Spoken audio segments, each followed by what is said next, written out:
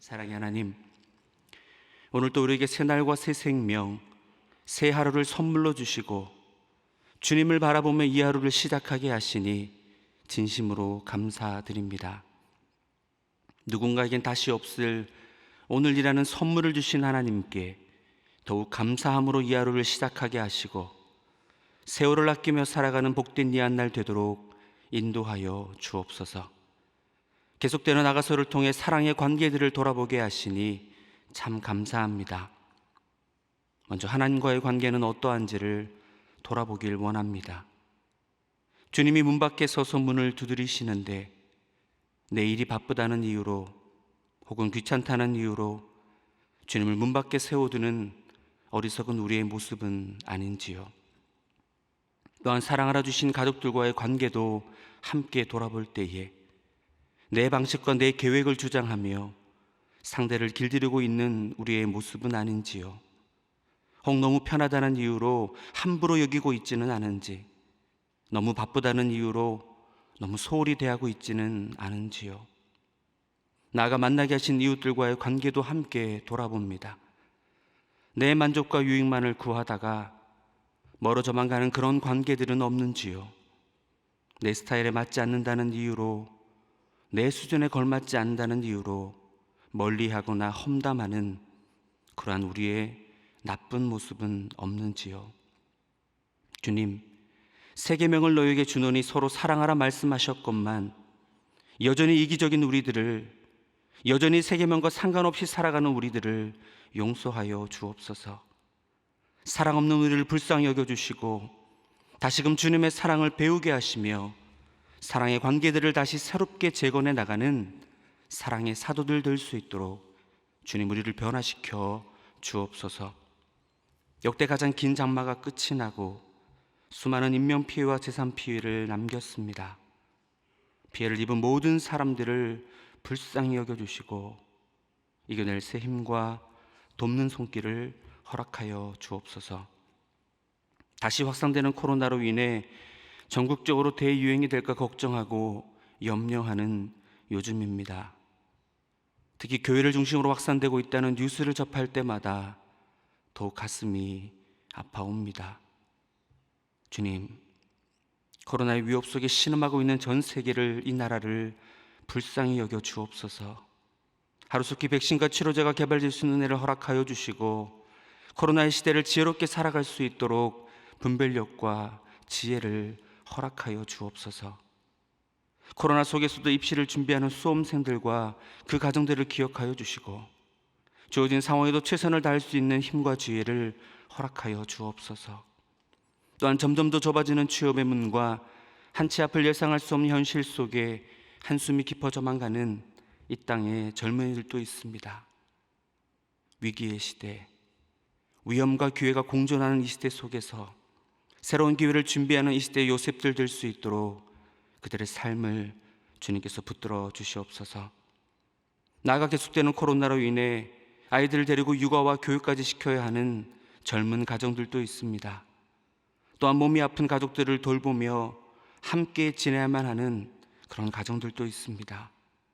가정에서 함께 할 때마다 서로의 민낯을 보며 실망하기보다 코로나를 통과하며 더욱 사랑으로 하나 되어져가는 복된 가정들이 될 수 있도록 주님, 각 가정 위에 함께하여 주옵소서. 그래야 광야를 지나며 더욱 굳건한 신앙인이 되었던 믿음의 선배들처럼 우리도 코로나를 지나가며 더욱 믿음의 사람, 사랑의 사람, 소망의 사람들로 빚어져 갈 수 있도록 주님, 우리의 삶 가운데 늘 함께하여 주옵소서. 이 시간 소망교회를 위해 기도합니다. 급변하는 시대도 요청에 화답하며 선한 영향력을 발휘하게 하시니 참 감사합니다. 계속해서 빛과 소금의 사명을 잘 감당하는 소망교회 될 수 있도록 인도하여 주시고 특별히 세우신 김경진 담임 목사님의 신원을 강건하게 붙들어 주심으로 소망교회를 향하신 하나님의 뜻을 이루어 드리는 복된 주님의 종 될 수 있도록 인도하여 주옵소서. 특별히 미래 목회를 준비하며 하나님의 은혜를 구하고 있습니다. 하늘의 지혜와 능력으로 늘 함께하여 주시고 변해가는 이 시대 속에서 하나님의 심정을 대언하며 하나님의 마음을 시원케 드리는 목사님 될 수 있도록 주님께서 늘 붙들어 주시옵소서. 또한 교회를 위해 수고하는 모든 당회원들과 재직들, 직원들과 성도들을 기억하여 주시고 그들이 흘리는 땀과 눈물이 주님을 위한 믿음의 예배되게 하시고 세상과 나는 간 곳 없이 구속한 주님만을 바라보는 섬김의 자리 될 수 있도록 끝까지 그들을 붙들어 주시옵소서. 이 시간 몸과 마음이 아파 주님의 은혜를 간구하는 성도들이 있습니다. 연약한 몸과 마음으로 주님을 바라보는 그들의 시선에 주님께서 응답하여 주시며 지금 그 따뜻한 손길로 친히 어루만져 주심으로 회복의 자리, 고침의 자리, 평안의 자리로 인도하여 주옵소서.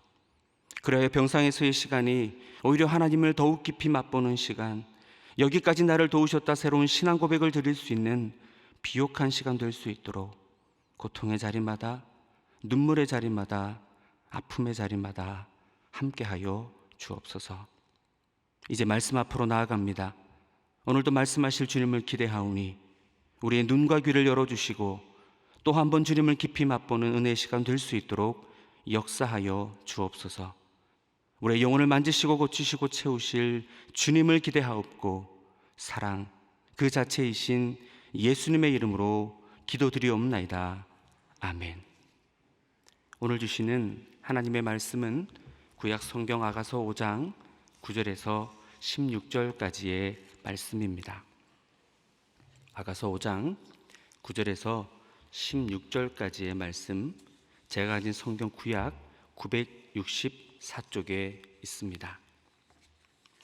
이제 다 함께 봉독하시겠습니다. 여자들 가운데에 어여쁜 자야, 너의 사랑하는 자가 남의 사랑하는 자보다 나은 것이 무엇인가? 너의 사랑하는 자가 남의 사랑하는 자보다 나은 것이 무엇이기에 이같이 우리에게 부탁하는가? 내 사랑하는 자는 희고도 붉어 많은 사람 가운데 뛰어나구나. 머리는 순금 같고 머리털은 꼬불꼬불하고 까마귀같이 검구나.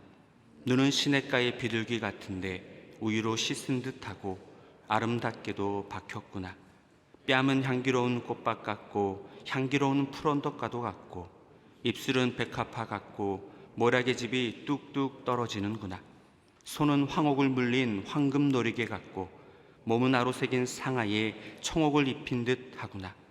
다리는 숭금 받침에 세운 화반석 기둥 같고 생김새는 레바논 같으며 백합목처럼 보기 좋고 입은 심이 달콤하니 그 전체가 사랑스럽구나. 예루살렘 딸들아, 이는 내 사랑하는 자요 나의 친구로다. 아멘. 앞서 나가서 5장 2절에서 8절까지의 내용은 신랑과 신부 사이에 찾아온 사랑의 위기로 이해해 볼 수 있습니다.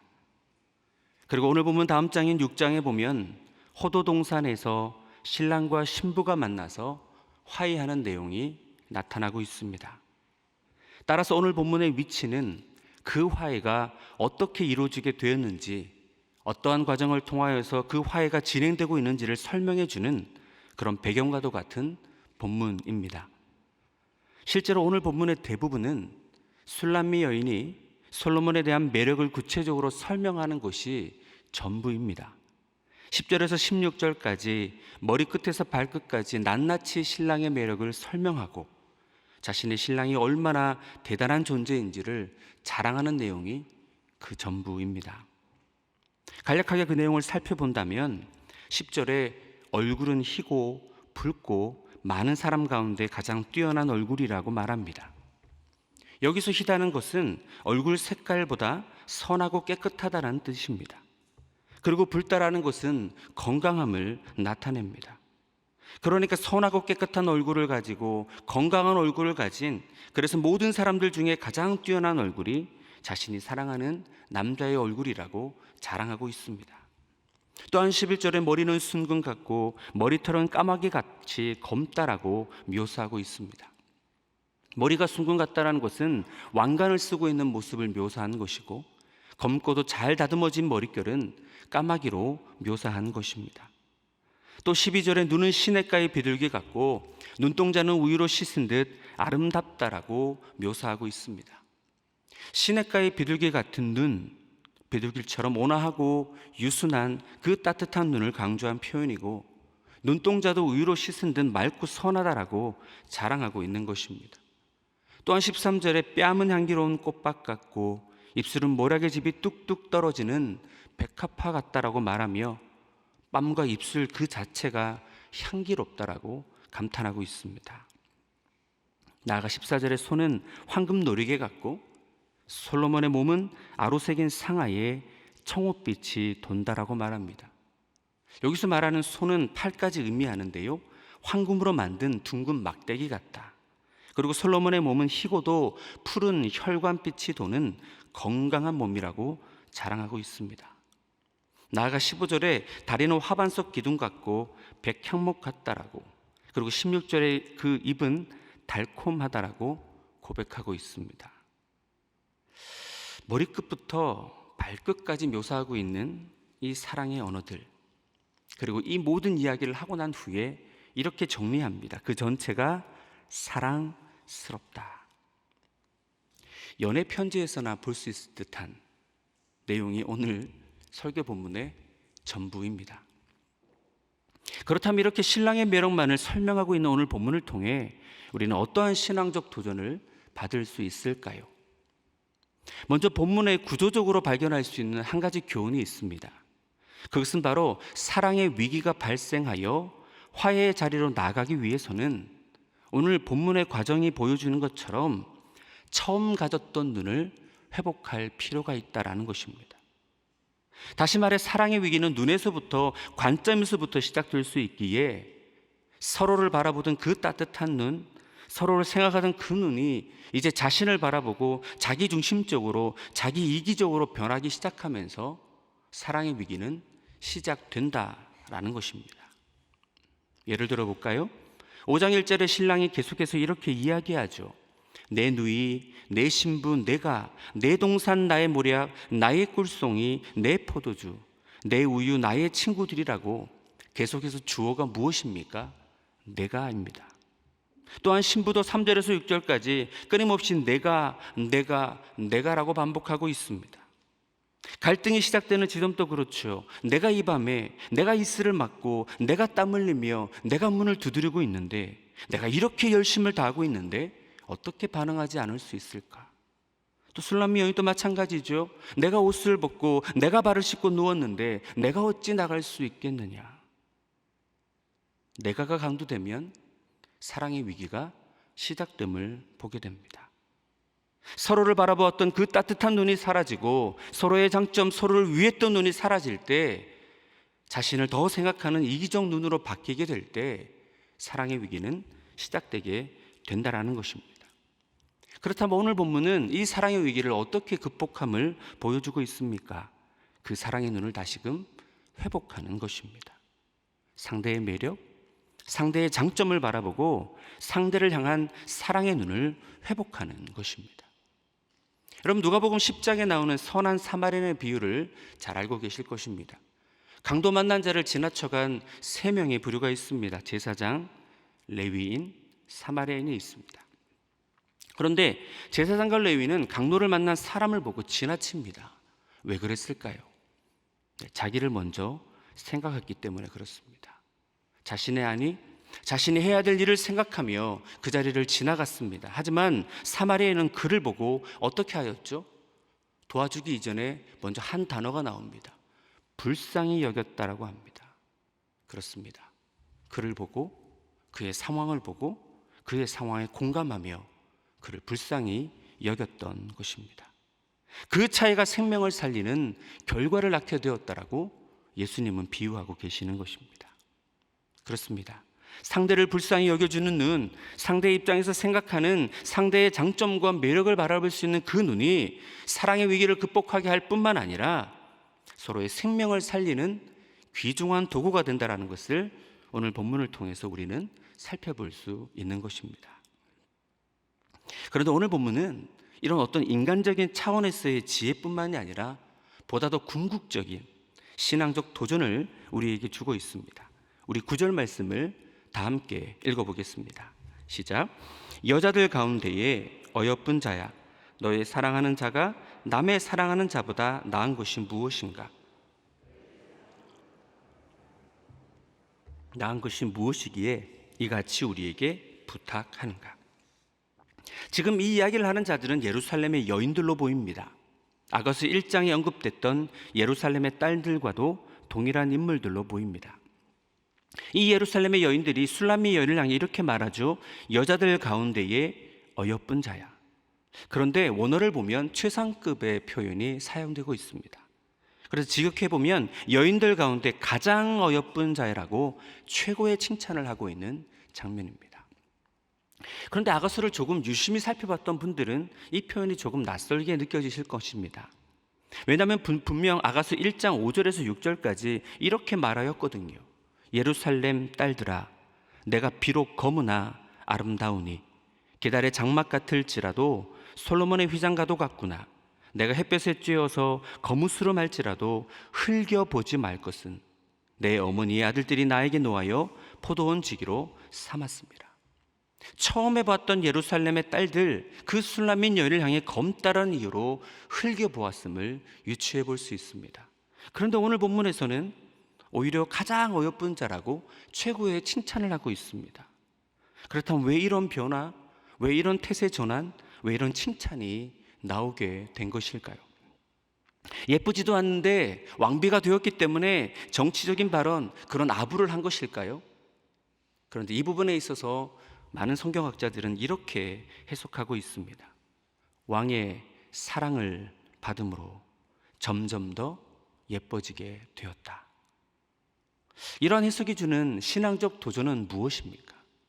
우리 신랑 되신 예수님의 사랑을 받고 있는, 그 최고의 사랑을 받고 있는 저와 여러분, 자신의 목숨까지 주셨던 그 놀라운 사랑을 받고 있는 저와 여러분은 예수님 만나기 이전보다 점점 더 아름다워지고 계시는 것입니까? 예수님의 제자들을 한번 생각해 보겠습니다. 어부에 불과했고 세리에다가 열심당원까지 정말 볼품없는 자들을 제자로 삼아 주셨습니다. 하지만 그들에게 최고의 사랑을 부어주시자 그들은 어떻게 변화되었습니까? 물론 하루아침에 바뀌진 않았습니다. 누가 크냐고 다투기도 하였고 자기들을 영접하지 않았다는 이유로 불을 내려달라고 요청할 만큼 혈기왕성한 그들이었습니다. 하지만 훗날 그들은 땅끝까지 이르러 최고의 사랑을 전하는, 최고의 신랑 되신 예수님을 자랑하고 표현하고 전하는 그런 멋진 자들로 변해갔음을 우리는 성경을 통하여서 확인할 수 있습니다. 여러분, 예수님의 사랑으로 얼마나 아름다워지고 계십니까? 최고의 신랑 되신 예수님을 통해 여러분은 얼마나 예수님을 닮아가고 여러분의 삶과 인격 속에 성령의 열매들을 얼마나 맺혀져 가고 계십니까? 이 부분을 먼저 우리에게 도전해 주고 있습니다. 우리 9절 말씀을 다시 한번 읽어보겠습니다. 시작. 여자들 가운데에 어여쁜 자야, 너의 사랑하는 자가 남의 사랑하는 자보다 나은 것이 무엇인가? 너의 사랑하는 자가 남의 사랑하는 자보다 나은 것이 무엇이기에 이같이 우리에게 부탁하는가? 이제 이 예루살렘 여인들은 너의 사랑하는 자가 남의 사랑하는 자보다 나은 것이 무엇인지를 질문합니다. 다시 말해, 너는 왜 솔로몬을 사랑하며 솔로몬의 어떤 점들이 남보다 나은 건지 신랑의 장점, 신랑의 매력을 설명해 보라고 합니다. 그러자 술람미 여인은 10절에서 16절까지 머리끝부터 발끝까지 낱낱이 신랑의 매력을 자랑하였던 것입니다. 이것을 신앙적인 질문으로 바꾸어 볼까요? 여러분에게 신랑 되신 예수님은 어떠한 분이십니까? 여러분은 예수님을 어떻게 묘사하고 자랑하며 설명하고 계십니까? 여러분은 예수님을 모르는 그들이 여러분에게 와서 여러분의 소망의 이유가 무엇인지를 물어볼 때 여러분은 그 예수님을 어떻게 묘사하고 어떻게 자랑하며 설명하고 계시냐는 것입니다. 베드로전서 3장 15절 말씀처럼 너희 속에 있는 소망에 관한 이유를 묻는 자에게는 대답할 것을 항상 준비하라고 하였는데 여러분 어떠한 대답을 준비하고 계십니까? 오늘 불렀던 찬송가의 가사는 이렇게 예수님을 자랑하고 있습니다. 저는 예수님을 만나서 새 사람이 되었습니다. 참빛을 찾았습니다. 예수님을 만나서 망령된 행실을 끊게 되었고 죄 용서를 받게 되었습니다. 저는 예수님을 만나서 사망이 아니라 천국을 소유하게 되었습니다. 그래서 물밀듯 내 마음에 기쁨이 넘치고 내 마음은 행복합니다. 이와 같은 사랑의 고백, 이와 같은 신앙의 고백이 여러분에게는 있으십니까? 아니면 찬송가의 89장의 가사처럼 예수님은 꽃이십니다. 샤론의 꽃이시며 사랑의 꽃이십니다. 그 꽃이 제 마음속에 피어서 생명의 향기가 진동하고 있고 거룩한 향기, 사랑의 향기로 넘쳐나고 있습니다. 비록 나의 삶의 자리는 고통스럽고 근심도 많지만 이러한 예수님의 꽃이 제 마음속에 피어 있기에 저에게는 새로운 힘과 소망이 넘칩니다라고 하는 그런 신앙적인 고백, 신앙적인 간증이 여러분들에게는 있으십니까? 다시 한번 질문합니다. 여러분에게는 소망에 관한 어떠한 대답, 어떠한 사랑의 고백을 준비하고 계십니까? 끝으로 찬송가 96장을 쓴 프레드릭 밀러 선교사 이야기로 말씀을 마치고자 합니다. 찬송가 96장의 제목은 이것입니다. 예수님은 누구신가? 그래서 그 가사 내용 전부가 예수님이 누구신지에 대한 믿음의 고백, 신앙 고백이 담겨져 있습니다. 1892년 미국 북장로회 소속으로 부인과 함께 한국으로 오게 됩니다. 그리고 1년 뒤에 1893년 서울에서 예수교 학당 경신학교의 책임자가 되어 교명을 민노와 학당으로 고치고 안창호 등 수많은 인재들을 배출한 교육사역에 헌신합니다. 또한 1895년 연동교회 기초를 마련하였고 수많은 사역들을 잘 감당하고 있습니다. 그러던 가운데 입국 6년 만에 드디어 기다리던 첫 번째 아기가 태어납니다. 그런데 기쁨보다 잠시 태어난 지 8개월 만에 풍토병으로 하늘나라로 떠나보내게 됩니다. 그리고 기다리던 둘째가 3년 뒤에 생기게 됩니다. 그런데 둘째마저도 하루 만에 하늘나라로 떠나보냅니다. 그리고 1년 뒤에 사랑하는 아내마저도 풍토병으로 떠나보내게 됩니다. 이 모든 일들을 지켜봤던 조선 사람들이 밀로와 선교사에게 이렇게 질문합니다. 도대체 당신이 전하는 예수가 누구시기에 당신이 이런 일을 당하고 있는 것입니까? 그러자 밀로와 선교사님은 이렇게 대답합니다. 그리고 그 가사의 내용이 바로 찬송가 96장의 내용입니다. 내가 믿는 예수님은 우는 자의 위로 되시고 없는 자의 풍성이시며 천한 자를 높여주시는 분이시고 잡힌 자를 놓아주시며 우리의 기쁨 되시는 분이십니다. 나의 예수님은 약한 자의 강함 되시고 눈먼 자의 빛이 되시며 병든 자의 고침과 죽은 자의 부활 되시며 우리의 생명 되십니다. 나의 예수님은 추한 자의 정함 되시고 죽을 자의 생명 되시며 죄인들의 중보자 되시고 멸망자의 구원 되시며 우리의 평화 되십니다. 나의 예수님은 온 교회의 머리 되시고 온 세상의 구주 되시며 모든 왕의 왕이요 심판하실 주님 되시고 우리의 영광 되십니다. 그렇게 대답한 뒤에 남은 기간을 청주로 내려가 44년간 더욱 선교 활동에 매진합니다. 그리고 1937년 71살의 나이로 별세하였고 가족들 모두 양화진 제2모욕에 안장되어 있습니다. 여러분은 예수님을 닮아가고 있으십니까? 그리고 두 번째로 신랑 되신 예수님을 여러분은 어떻게 설명하고 어떻게 고백하며 어떻게 자랑하고 계십니까? 다 함께 기도하시겠습니다. 하늘에 계신 우리 아버지, 아버지의 이름을 거룩하게 하시며 아버지의 나라가 오게 하시며 아버지의 뜻이 하늘에서와 같이 땅에서도 이루어지게 하소서. 오늘 우리에게 일용할 양식을 주시고 우리가 우리에게 잘못한 사람을 용서하여 준 것 같이 우리 죄를 용서하여 주시고 우리를 시험에 빠지지 않게 하시고 악에서 구하소서. 나라와 권능과 영광이 영원히 아버지의 것입니다. 아멘.